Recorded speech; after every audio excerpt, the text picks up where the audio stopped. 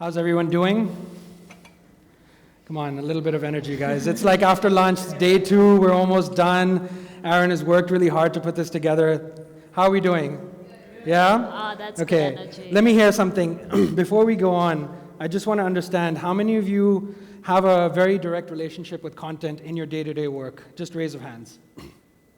Okay. So you all have an interpretation or a way of understanding content from your respective work, and obviously that is important because it helps you succeed or evaluate what success means, right? So I'm really happy to be here today. I've already been introduced, so I won't repeat that. Thank you all for being here. I know that it's usually the toughest part of the conference on the last day. So I'm very grateful, and I hope that we can make it interesting for you. So I'd like to introduce these two fantastic guests that we have today. On my far right, we have Akriti Goel, who is the Strategic Planning Director at Chil Mina, or MIA. Yep. She'll introduce the agency a little bit. And then we have Asma Shabab, who is a digital and experience consultant with IBM iX, which is the consulting arm of IBM, I understand. Yep. Do you want to quickly just say a few words about your roles and work, and maybe a little bit about how content plays a factor in there? So basically, I work at a really big advertising agency, typically advertising agency. We look at everything from content to experiential marketing to data to strategy. My role is a lot about leading the strategy and data at the agency, which basically means that we help our clients understand how they can better use their money to reach the consumers in a way that actually convinces them to drive some sort of action. And we do that by telling them what's the right channels that they should be investing in, what's the right type of content that they should be investing in, and what are some of the right tactics that they should be taking part in. So we'll talk a little bit about that today as we go along with this conversation. Thanks, Akriti. Hi, everybody. I'm Asma. I'm very happy to be here. Thank you for waiting for us, at this time. So I work at IBM's consultancy arm, IBM iX, which is the experience strategy arm. What I do is basically I work with a lot of companies to understand how experience of their customers and the experience these customers have with their countries, the companies impacts the larger digital strategy. At IBM, we really believe is the touch points that the customer have can translate into real business benefits. So I work with them to understand their experience, not just in terms of what is going to be the customer-facing experience, but what would be the underlying internal experiences as well. And happy to share some thoughts with you. Great, so thank you both for your introductions. And so without further ado, let's kind of get started. So the basic idea of this panel was to sort of explore the wide world of content. And content means so many different things to so many different people, whether you're creating it, whether you're publishing it, whether you're managing its impact, whether you're doing crisis management because of someone publishing something that probably shouldn't have gone up. Or whether you're just looking at the numbers and seeing how they performed. There's so many different sort of facets. And I think the world that we live in now, we can all agree that is significantly different than it was maybe even 5 years ago, let alone 15, 20 years ago, when the power of creating content and the production capabilities have become cheaper, faster, and more accessible to more people around the world than ever before, as is the nature of evolution, of course, with technology. So we're going to explore a few different angles, and I will basically sort of ask a few simple sort of questions just to kind of prompt Asma and Akriti to sort of share their thoughts. And we'd like to make this into as engaging a panel as possible, so we don't want to make it, the three of us talking. So if you have questions or you want to sort of interrupt, feel free to do so. Just don't throw stuff at us because it'll hurt. Otherwise, I think we'll be good. So I think the first thing that we really want to sort of touch on is the title that we had chosen, TikTok is game over for content and media mavens. The idea behind that was really kind of, if you remember, there was a time when, content, essentially like, stuff that came on TVs or radio and, print from the old days, would typically be done in a very controlled setting. There was like a production house, there was a team, there was a script, there was this whole thing. And it still happens, of course, because, news agencies are still obviously doing their thing. But the decentralization of the ability to create content and to own content, to succeed with content, whether you're an individual at home who's become an influencer with beauty products, or whether you're telling people about the best products in childcare, the ability for people to use content as a way to be able to build their personal brands has become quite significant. And we'd like to touch on TikTok and understand how that has had an impact, but down the road. But for now, I just wanted to sort of understand. So, I'll leave this open, I guess, so we can keep it fluid. But, when we talk about decentralization and democratization of content, what does that mean exactly? Like, what do we mean when we say decentralizing content? The way content is being created today has fundamentally changed, right? And I'm sure this is not new news to us. We're seeing it, those of us that actually look after brands or work very closely with brands, we know that what used to be once a very controlled process is no longer the case. Have you heard of this theory called smashable brands? Anyone? Smashable brands?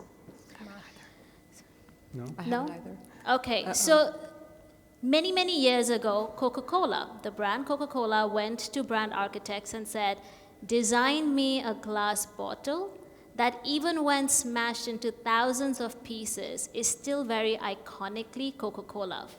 You know what bottle I'm talking about. Yeah. You know the thick glass, slightly green silhouette bottle, right? And why I'm telling you about that is it's important to know that that's what's happened to a brand today.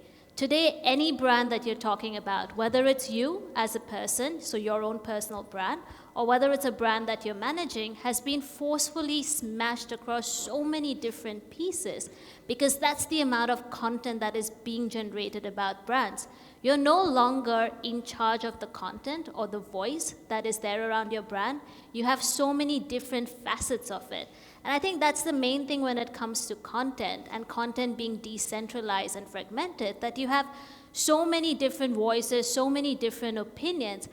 It's become extremely tough as a brand today to try and make sure that you're owning that voice and you're telling one single narrative, which means, and back to what Asma was saying, understanding the consumer journey, understanding the different points that the consumer is going to interact with when it comes to your brand, and making sure that everything is seamlessly laddering up to the same thing becomes extremely important and crucial. Yeah. No, well said, actually. And I'll just add, right, when you talk about smashable brands, which I think is brilliant, because what I've been doing is for the past couple of weeks, I've been exploring this theory on how the Ubers and the Airbnbs kind of became so powerful. And there's a theory behind that, which is based on something called network effects. So it's the idea that and especially it's very true when you talk about digital businesses, because the whole remit of digital businesses is how many users you have on your platform. And so this theory of network behavior essentially says that for any business to be successful, it's not enough if you just have one person on board. So for example, if you join Facebook and if you're the only person on Facebook, it is a failed model. So when I think about decentralization, a lot of it has to be that you don't want to control the content because you've got X many users. And the more users you have on your platform, or the more users that are in touch with your company succeeds. So it's very important to take that control away, because this is how people are going to start collaborating with each other, and that's how your voice is going to get more, I would say, spread to a larger audience. And I think as an example, one of the best ways this was done was at the Obama campaign. So the Obama campaign was one of the first campaigns that was very digitally active. And they made a very conscious decision that, do we control our communication? But no, they decided that because we want so many people to feed off each other and have a guerrilla campaign where people start resonating with the message and moving it forward, they decided to, have these ambassadors and let them go ahead with their campaign. So that decentralization becomes important, because that's the kind of business model we're working in these days. You've got to have more users. Thanks. That's actually very insightful, and it also kind of triggers this sort of thought around, our favorite, most recent president in the United States. Of course, we won't name him, and something that he's been hampering, sort of going on about the idea of fake news, and it's kind of the yin and yang of content, right? Like with decentralization, you're kind of giving power of content production, creation, and publishing to the general public, but then with that you have this sort of wide world of exposure, and the emergence of fake news, I think, over the last decade especially, has been quite a sort of an endemic. It's been frustrating, it's been difficult, but it's also been very problematic for governments, for individuals, for brands.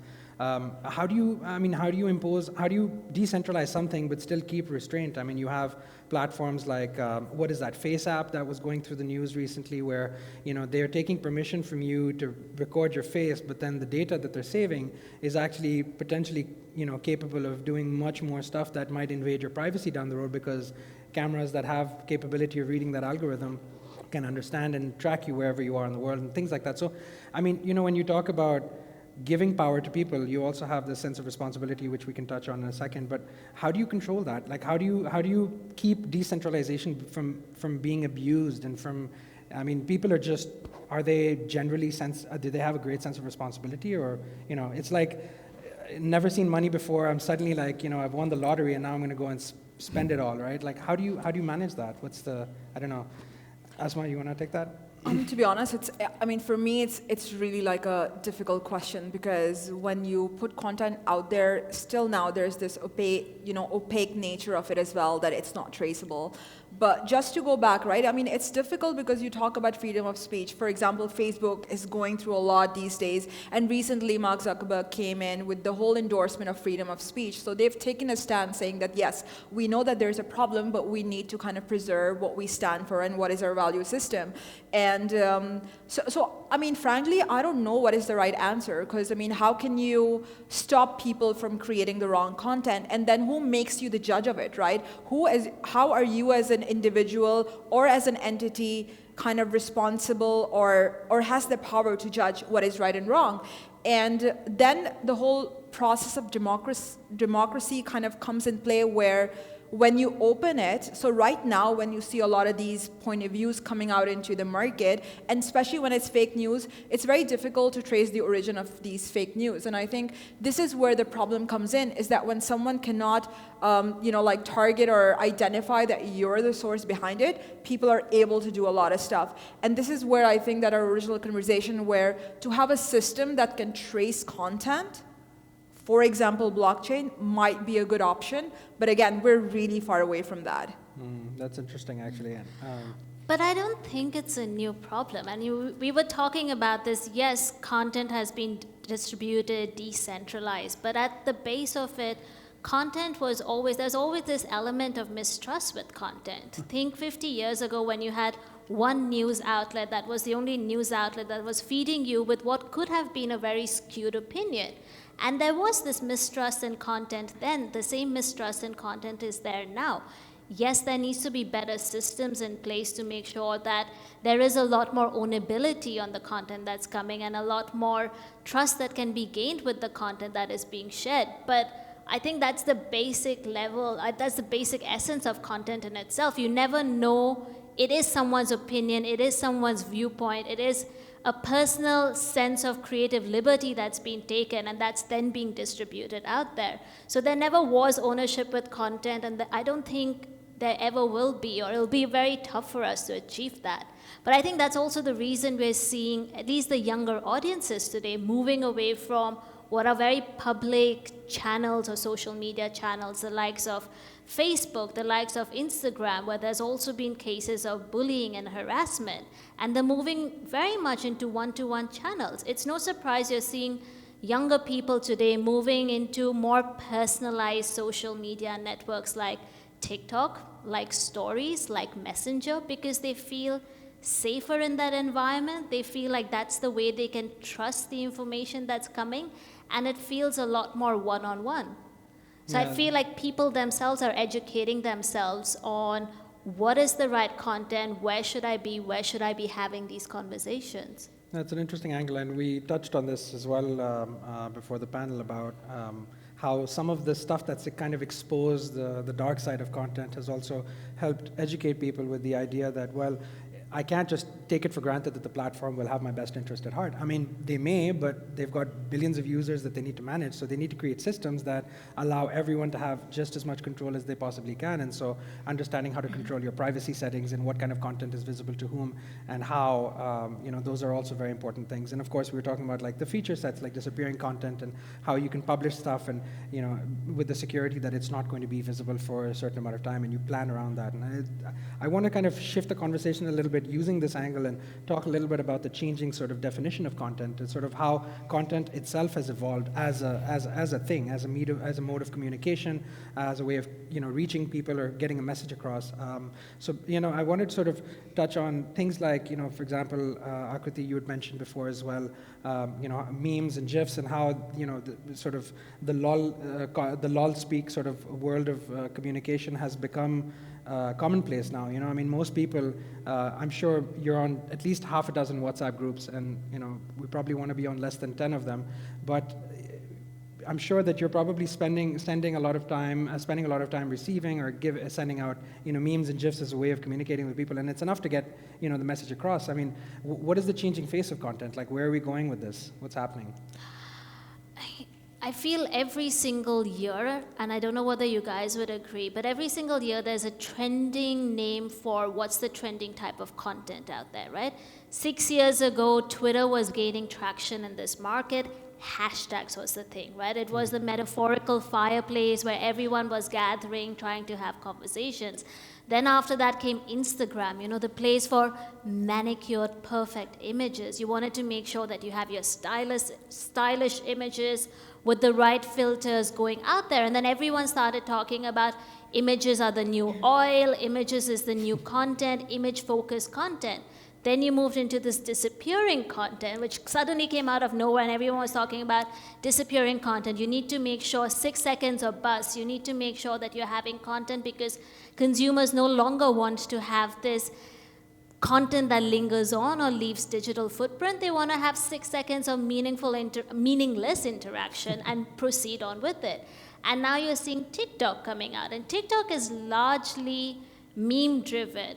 First of all, is anyone over here on TikTok? Honestly, anyone here on TikTok? Has any of you ever heard of TikTok? Well Okay, we done. have one. Have you ever heard of? How many of you have not heard of TikTok? Hands up. Okay, that's good. Phew, because it is currently the largest social platform. How many of you have used it or experienced content from TikTok? Okay, that's a healthier audience. Great.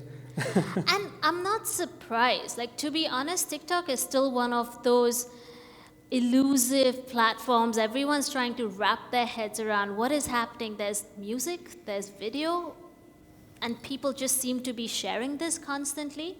But at the end of the day, TikTok has understood the fact that if you give people a box, constrain them, they will be more creative with it, right? So what they've done is they've said, here is audio, here is a challenge that we'll be having through a hashtag, and now you create your own content using that hashtag, following that audio for that particular challenge. They've essentially understood that people want to be creative. A lot of us want to be creative, whether it's because we want to create influence or whether it's because we want to create some sort of impact. We want to be creative, but we don't know how to. And they've just made it so much easier for us to be creative because they've given us all the tools that we need to be creative very, very easily. I really urge everyone, this is the way I learned about TikTok, because trust me, I'm not a Gen Z, and I don't understand the platform, but the only way I did it is I went on, and I have the most ridiculous videos on TikTok, probably not TikTok compliant, but it's been my way of understanding what the platform is, and it is going to teach us so much about the way content is changing in the future. Yeah, I mean, it's interesting because, I mean, I was just going to ask you, like, what do you think the impact is, I mean, from a strategic point of view or from, I mean, what is the insight on this? Like, yeah. how does No, this first, educate like, us? totally agree with Akriti, right? Is that content is changing. Like, every year you see something new coming in. But from my point of view, like, the larger landscape is that why are companies compelled to create these kind of new ways? And the conversation that I'm having with my clients is that now every company is, in some way or form, a digital company. So their first touch point with any individual customer user, whether you're B2B, B2C, whatever company you are, it's digital, right? Your accessibility to your customer is foremost important. Now, you want that customer to be on your platform, right? Regardless of which company you are, even if you're Nike. These days, Nike has an application that allows you to connect and run a marathon with someone from Germany. How do you get that individual on your platform? Now, first, why is this important? Because the more customers that are on your platform, the more insights you have. And from that data, you kind of understand and you spearhead where you want to go as a company. So this content that you create becomes the hook. It becomes the hook because it is the key form of engagement that you have with your customer. And whether it's TikTok, right, like connecting with you gives them a point of view on how they're engaging and what kind of insights that you're getting. New York Times has now a lab in their company that is churning on and experimenting with new forms of content because they want to make sure that when a customer consumes, the customer's usage pattern is something that they are able to identify and record before anyone else does. So this whole definition will continue to change because it is now another separate motivator. And I would go back and I would actually say that now most companies are going to be becoming content companies just because it has become such a key identifier and a key hook for them to be able to get the right insight. And you see this happening in Wimbledon, you see this happening in Fox News as well, is that they're creating these customizable content and they're spreading it to a larger global audience because their user base then gets really increased. Thanks for that insight. I just want to open it up to the floor. Does anyone have any questions that they'd like to ask or share a point of view? We'll take a quick one right now. Please. Oh. So, hi. How can we use TikTok to our business besides having, I feel it's a bit of a social platform, but as a company, how can I get to use it for the benefit of the company? Sorry, before we answer that, could you introduce yourself? Maybe tell us a little Okay, so my name is Nadine Samakeya. I'm the marketing manager for Falcon Pack. We do packaging solutions for restaurants and hotels and cafes. And at the same time, in the retail, in the supermarket, you find us on the shelves. Here in UAE, it's a UAE-based company. Thank you. Yeah. Who would like to take that? I will only attempt, and again, I don't think there are many brands out there that have really understood how to crack the TikTok market, right? But in essence, it's about having a presence on TikTok. It's about understanding what are some of the relevant communications or conversations going on TikTok around your brand, and then encouraging or creating this opportunity for people to actually participate in a branded experience, right? What do I mean by that? In essence, the way TikTok works is you set a challenge for consumers to take part in.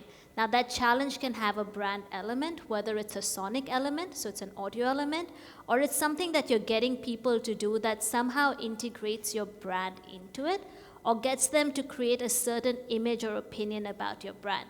Finding what that challenge would be is going to be tough. And that's where you probably need someone who understands the brand, who understands what's trending in TikTok, understands what's trending in culture in general to find that sweet spot or what could be this brand-owned challenge. The reason I tell you a brand-owned challenge is the way to go because there's a lot of advertising solutions out there. Reach out to the TikTok team and they'll tell you there's a lot of advertising solutions, which is all paid. But I still feel that that's only half the job done, where you're just using it as another awareness channel, and it'll be a lost opportunity if you don't try to find a way to really create some experiences. And TikTok is fantastic for that. I don't know how many of you have heard of Lil Nas? Nas? Yeah. What was the song that he did? I love that song though, but yeah, It's I'm really really like bad at part remembering. country, part rap song. Oh, yeah. Yeah. With Billy Ray Cyrus. Yes, Yeah. with Billy Ray Cyrus. So the story goes as this, right? He released the song on Twitter. So Lil Nas is, I think, 16 years old, 17, something. He's really young. He's really young. He released the song, was not getting any traction. Being the young Gen Z that he is, decided to launch the song as a TikTok challenge. So the entire challenge was hashtag Hee-haw, hee-haw. I don't know. You know the sound the cowboys make. So that was the challenge, and the entire challenge was based on his song, where they took a snippet of his song. You see someone that looks very normal drinking this so-called juice, and then suddenly turning into a cowboy. That was the challenge. He created that, promoted it for months, and basically the song became so popular that people started talking about this song. Billy Ray Cyrus then said, oh my God, this is a great country song. I want to participate and create remix. And today he's now pretty much the #1 song out there. There are ways that TikTok can be used. I don't think we would be the right person, but you need to go out there to people who understand that platform, use the platform on a daily basis, and they will find the right opportunities for you. And I think it would also be useful, right? Because there are so many different social media platforms that are in existence. So I think that as marketeers, it's a constant dilemma, right? Is that which channel do I go for? And for that, I feel that it's always important to step back and say, okay, what are the KPIs that you want to deliver? Do you want to deliver on sales? Do you want, more people to buy your stuff? Or at the end of the day, do you want people talking about this stuff? Because engagement also is very key these days as a metric. And I'm seeing actually a lot of different examples where companies are focusing on how do we get our users to collaborate on creating content. And we would see this get bigger and bigger, and a lot of the companies here in the region are also doing that. Not with TikTok per se, but one of the examples that I love is Orange Tunisia's hashtagging grandpa, for example. Yeah. And what they're doing is that they're, again, coming back to our conversation on democratizing, they're letting people create the content, which creates a really good relationship with the brand because they feel that now I'm a part of it. And when you're able to, without any metrics, right, without the aim of transforming that TikTok relationship into sales, what you are essentially doing is establishing a relationship. So there's this now natural goodwill because they feel, users would feel when they're creating content, is that I'm part of the larger family of that particular brand. And that may or may not go into extensive, purchase decisions and stuff as well. But I think it's such an interesting thing that you just said, right? I think as brand marketeers, and I've seen this with a whole bunch of brand marketeers that I've worked with, the biggest fear is letting go of that control. As brand marketeers, we feel like, oh, it's my campaign. I must be the start and finish of everything. But it's not how the consumers work today. You need to give them something, give them the freedom to create on their own terms. Don't limit their creativity. And that's when they're actually going to feel like they're part of your ecosystem and connect with you as a brand. No, absolutely. Very well said. Yeah. Yeah, it's like you give them a box of tricks and let them figure it out for themselves. That's interesting. I think there's another question. So right? we have another question. Go ahead, please. Hi, my name is Ritu. I work for a life insurance company. It's a UK-based company, Friends Provident International, but I'm in the Dubai office. So one of the things that I struggle with on a very regular basis is that, first of all, being B2B, but also being very, very sort of traditional marketing, because it's life insurance, is struggling with, trying to bring in more current marketing techniques or, content creation aspects into this business. And so like one of the conversations I have with my manager is, okay, we need to be on social media. We need to actually, today we have a LinkedIn page, but we don't actually roll out active content because of a fear of, what would we be able to handle the kind of comments that come back? And this is generally my argument with the management as well. So what would be your thoughts on tackling something like this, and what would be your advice, basically, is my question. I think go back to what Asma said. Start off with what is it that you want to achieve. Don't be on social media just because it's the new thing. Agreed. Right? Figure out what the KPIs are. If B2B is the main goal and you want to make sure that you're going after professionals and convincing professionals of a certain category to actually buy into your products and your ethos, then the right channel would be the likes of LinkedIn. Your social content strategy then is very different. You wouldn't do challenges the way we were talking about, right? If it's about creating this brand image, and a very good brand to look at, a local brand would be Daman, health Right. insurance Yes. company. Yeah. See what they've been doing for the past 6-7 years. They realize that yes, B2B, while they are a B2B brand, they want to create this brand aura, which will end up helping them from a push marketing to a pull marketing, right? So they then started speaking to consumers, doing initiatives with the consumers, having family runs with the consumers, being part of racing events, and that's how they built that relationship with the consumer. But that was a very different goal or KPI. So start off with what you want to achieve, what's the right channel tactic, and then think what would be the right experiences or content to think of. But how do you deal with fear? Because it's, it's not so much, see, for me, I get you, and I completely agree, so I've actually written out papers saying this is what we should be doing, this is the platform we should be on, and why, and all of that. But then there's fear, and that is inherent fear from the management, and they're saying, oh my God, social media is like this whole other spectrum. And I'm like, it's just LinkedIn, you don't have to lose your... Yeah.